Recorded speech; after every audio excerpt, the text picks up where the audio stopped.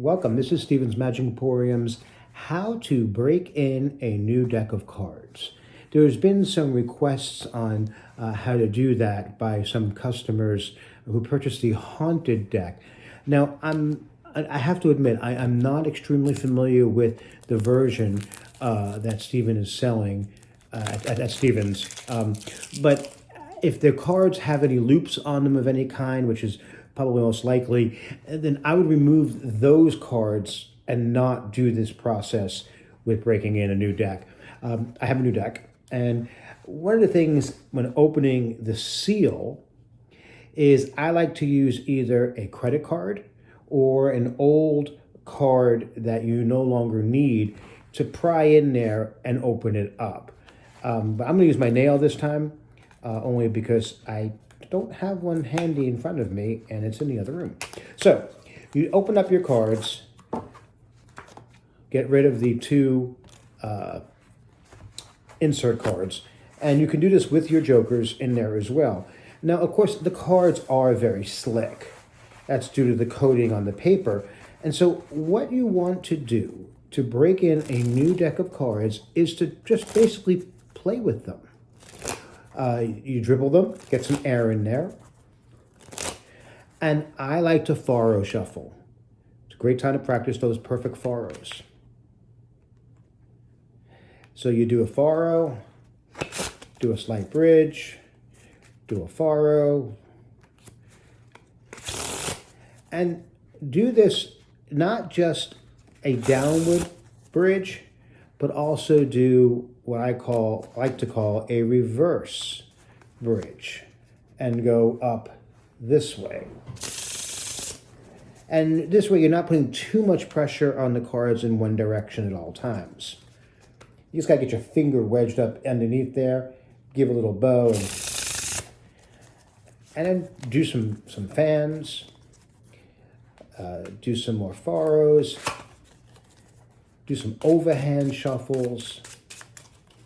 This will start to get that tarnish, the gloss to loosen up and almost, I don't know if it's scratched a little bit, but to make it so the cards are not quite as smooth. Now, a lot of people like to do springing the cards to break them in. I personally do not. I think that by just doing the faros back and forth does a tremendous amount of getting those cards broken into where you don't have to worry about the spines of the cards being overly compensated or bent. Also do some table shuffles. Table riffles are great, and just slide them through.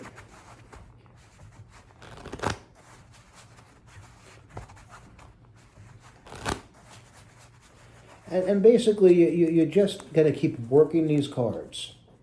It'll probably take a good 8-10 minutes.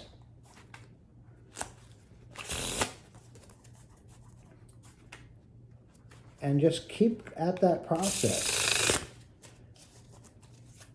Shuffles, this is a really good way of getting it done. You just kind of try to do it in small groups, so you're not getting big chunks. If you want to, you can get a little adventurous. You can do a faro from the long ends. But again, I try not to do too much with the bending of the spine of the card. You'll see some people with they'll spring them, and I think that puts too much of a bow within the cards itself. But that's an optional. I mean, if you want to spring them, you're more than welcome. But this is really all it takes. Now, something else you could do if you wanted to is you could put the cards loosely into a paper bag, sprinkle a little bit of fanning powder, which I'm sure you can just look at Stephen's Magic Emporium's website for fanning powder.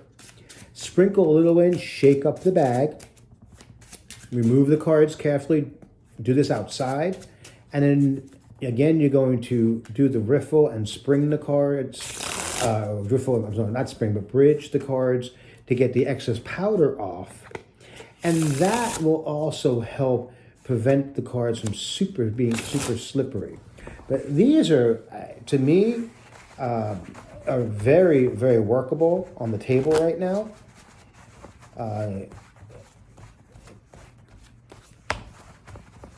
Up the ladder fall shuffle. You can do Zorro shuffles at this point. Completely fall shuffle. And to me, these are perfect. I don't like to wear them out too much. You can do a hunter shuffle here, and that's completely false. These cards are ready to perform with. The video's now been going on for just under 6 minutes, and I think these cards are truly ready to perform. You can put them down; they don't slide much. I mean, you can toss them, of course, but you're never going to put them down that way. Just put them down gently, and then go into your haunted deck routine, and that card should slide out beautifully after that. So this is Steven for Steven's Magic Emporium. I am the creator of most of Steven's Magic Emporium specialty magic decks. If you have any questions, just contact Steven's and they'll contact me, and I'll be happy to talk to you on the phone or via email or even via video chat on your purchases of specialty cards or on breaking in cards or anything that has to do with card magic or magic in general. You have a magical rest of your day. Thank you for supporting Steven's Magic Emporium.